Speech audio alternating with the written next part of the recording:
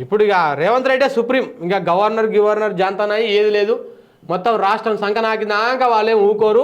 100% దాన్ని దిగజార్చేటువంటి ప్రయత్నాలు చేస్తారు. సో కాబట్టి మిత్రులారా, మన మీద చాలామంది మిత్రులు చెప్తున్నారు, అన్న నీ మీద టార్గెట్ ఉంది, నీ మీద ఇది ఉంది, నీ మీద అది ఉంది అని చెప్పేసి. టార్గెట్లు ఉన్నాయి, లేవన్నట్టు కాదు. సరే, ఎవరేం చేసినా ఏం చేసినా ఈ తెలంగాణ కోసం మొదటి నుంచి నిలబడ్డాం, ఇట్లనే నిలబడుతున్నాం.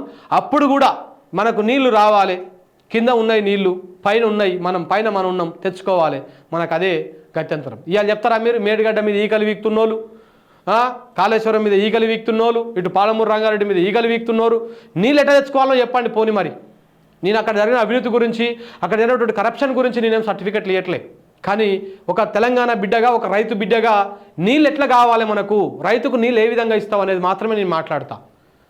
మీకు కావాలనుకుంటే, మీకు నీళ్ళ మీద కొట్లాడిన కేసీఆర్ కంటే ముందు కొట్లాడిన మా జిల్లా వాడు ఉన్నాడు, ఉమ్మడి జిల్లా దుచ్చల సత్యనారాయణ దగ్గర కోరి మీకు నీళ్ళ ముఖ్యత, నీళ్ళ దాని గురించి చెప్తాడు, మా ప్రాంతం ఎంత గోసపడ్డది అనేది. సో కాబట్టి ఇవన్నిటి గురించి మాట్లాడుతున్న క్రమంలో మన మీద రకరకాల వ్యవహారాలు జరుగుతూ ఉన్నాయి. దాంతోపాటు నా ఛానల్ని మూసేయాలని రకరకాల చిన్న వాటికి కూడా చిన్న ఏదో ఒక వీడియోకో ఒక ట్రాక్ కూడా వీళ్ళు స్ట్రైకులు కొట్టి దీన్ని మూసేయాల దుకాణం అనేటువంటి కుట్రాలు జరుగుతున్నాయి మిత్రులారా. కాబట్టి నేను ఎన్నడూ ఎవరిని అడగలే నాది సబ్స్క్రైబ్ చేసుకోరని, నాది 10 మందికి షేర్ చేయనని ఎన్నడూ అడగలే నేను. కానీ అలా అడుగుతున్నా. ఎందుకు అడుగుతున్నా అంటే, ఈ రాష్ట్రాన్ని కాపాడుకోవాల్సినటువంటి బాధ్యత మన మీద ఉంది, ఒక తెలంగాణ బిడ్డగా మన మీద ఉంది.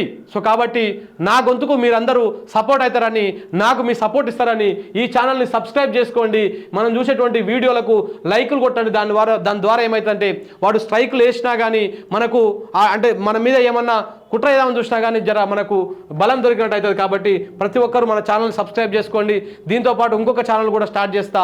ఎందుకంటే ఒకవేళ దీని మీద ఏమైనా కుట్ర చేసి మూసేసినా కానీ మనకు ఆల్టర్నేట్ ప్లాట్ఫామ్ ఉండే విధంగా ఇంకొక ఛానల్ని స్టార్ట్ చేస్తా.